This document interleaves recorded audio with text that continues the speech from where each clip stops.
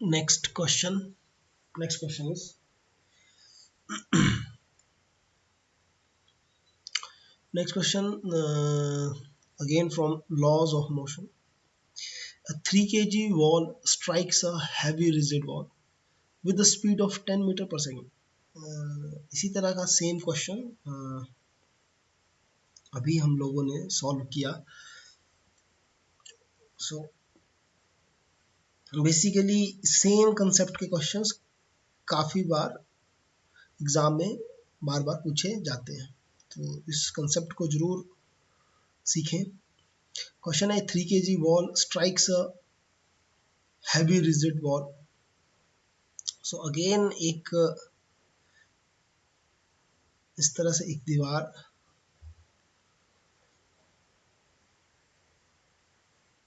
इस तरह से एक दीवार और 3 kg वॉल और एक कोई गेंद, सपोज कीजिए ये है वो गेंद 3 kg जो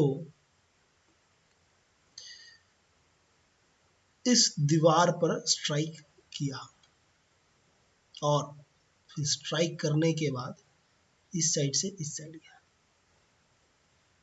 ठीक है। एंड स्पीड ऑफ 10 मीटर पर सेकेंड, उस गेंद की जो रफ्तार है वो है 10।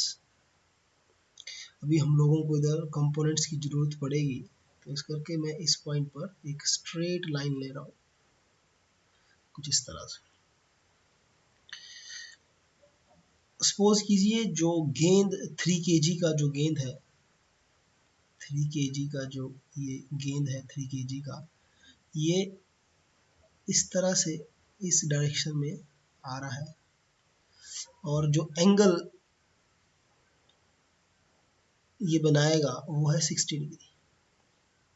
तो 3 kg का, देन हम लोग इसके कंपोनेंट्स बनाएंगे। इसका एक कंपोनेंट की डायरेक्शन इनसाइड होगी इस तरफ और दूसरा कंपोनेंट भी सेम इसी तरफ आएगा इनसाइड। ये एंगल है 60 डिग्री। सो इस पॉइंट पर जो कंपोनेंट होगा, इस बॉल की जो स्पीड है वो है 10 मीटर पर सेकेंड। तो इस साइड जो कंपोनेंट आएगा वो होगा 10 and cos of 60 degree, 10 cos of 60 degree, and as this is y-axis, so unit vector that we will use is j cap. Direction is towards negative y-axis, so take it minus.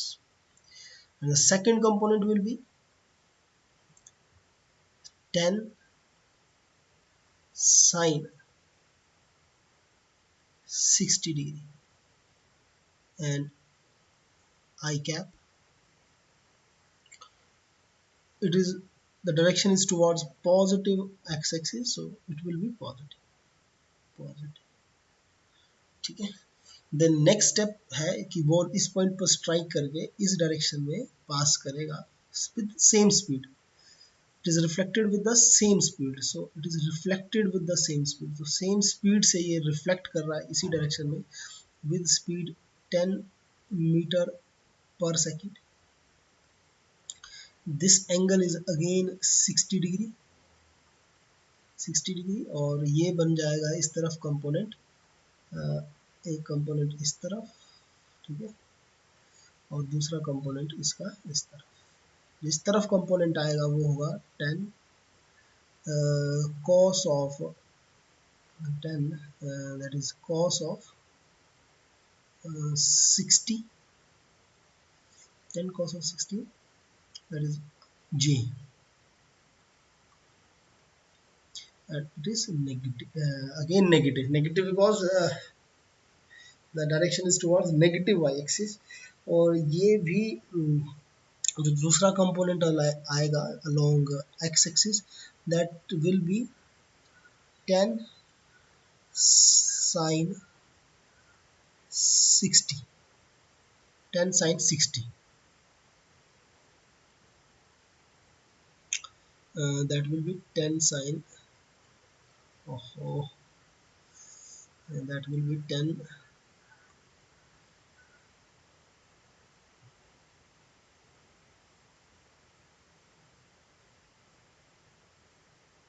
That will be 10 sine 60.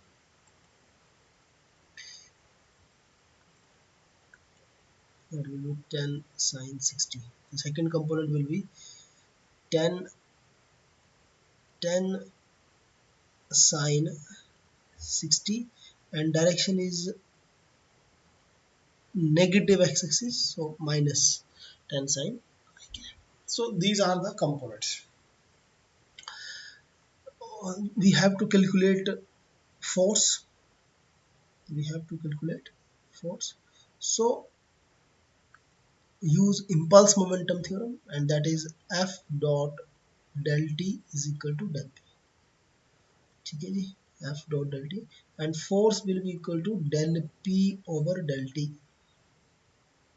तो main जो हम लोगों का main जो working process होगा वो होगा del P की वैल्यू कैलकुलेट करना. जैसे ही डेल पी की वैल्यू मिल जाएगी, डेल टी की वैल्यू गिवन है, that is time is 20 seconds, तो डेल टी के जगह पे हम लोग 0.20 सेकेंड्स यूज करेंगे और डेल पी की वैल्यू जो कैलकुलेट करके आएगी देन डिवाइड करेंगे and we will get our answer. So main है डेल पी कैलकुलेट करना. तो डेल पी किस तरह से कैलकुलेट किया जाएगा?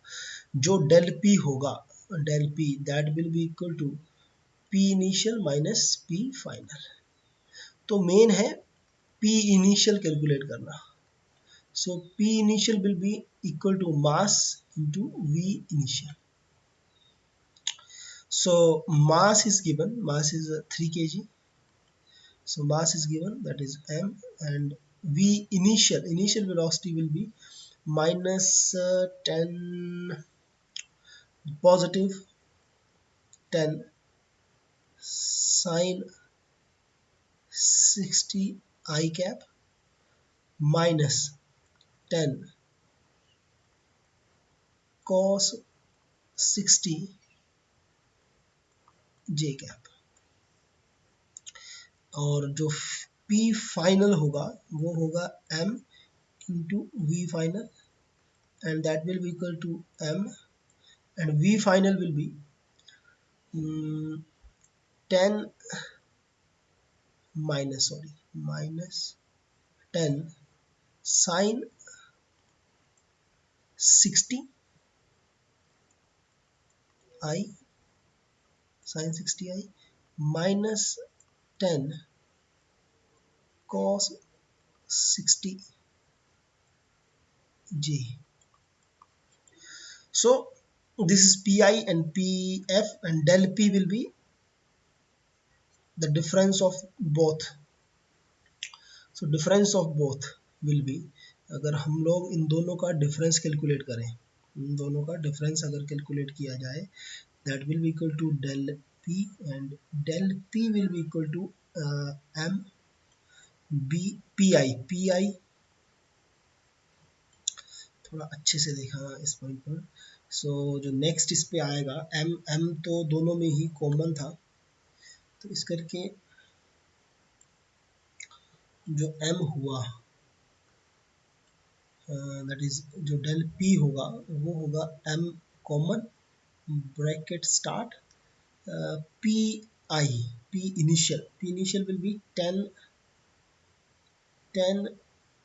sine 60 I minus 10 cos 60 j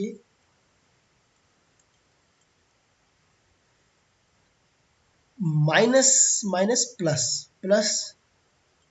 10 sine 60 I plus 10 cos 60 j and bracket close. So this minus 10 cos 60 and this is plus 10 cos 60, so it will cancel out each other. Then del p will becomes, okay, the next step this del p will become m, which is given and this is 10 sine 60i, and this is 10 sine 60j. So then 10, that is 20 sine 60, 20 sine 60 I, and bracket close. Then sine 60 is under root 3 over 2. So put the value of m and sine 60. So what we will get is, that is del of p will be equal to m. M is 3 kg into 20, and sine 60 is under root 3 over 2, under root 3 over 2, and I cap. This is in vector form. Important point. Okay, this is in vector form. Everything is in vector form. So it will become, 2 से 20 cancel out करो और ये बन गया, that is 30 root 3 I cap, that is del P vector. और अगर मैं बात करूं मैग्नीट्यूड ऑफ डेल पी की, मैग्नीट्यूड ऑफ डेल पी की, तो फिर ये बन जाएगा, दैट इज 30 रूट 3. ठीक है, यूनिट होगी इसकी, दैट इज केजी मीटर पर सेकेंड. ठीक है, सो डेल पी की वैल्यू मेनली हम लोगों को मिल गई. देन नेक्स्ट अगर इसमें देखा जाए, नेक्स्ट अगर इसमें देखा जाए, नेक्स्ट पेज, तो F dot del T is equal to del P, and f is equal to del p over del t. So del p is 30 root 3, 30 root 3, and del p is 30 root 3. ये देखिए 30 root 3, और जो del t था, जो time था, वो question में, एक सेकेंड थोड़ा सा इसको मैं इरेज करके आपको, ये क्वेश्चन देखो, क्वेश्चन में जो डेल टी था वो था 0.20, दैट इज 0.20 सेकेंड्स. सो हम लोग नेक्स्ट उसी में ही 0.20 सेकेंड्स जो डेल टी था, देन इसको सॉल्व करें तो ये बन गया 30 रूट 3 ओवर 20 इंटू 100. ठीक है, पॉइंट रिमूव किया तो 100, so 20 into 500 and multiply it, it will becomes 150 root 3, 150 root 3 impulse, that is force, sorry, force, force is equal to 150 root 3 and in Newton. So our answer is 150 root 3. Important question. And here the option will be, option is this is the option 3, C. Option C will be the answer, that is 150 root 3. I hope question and its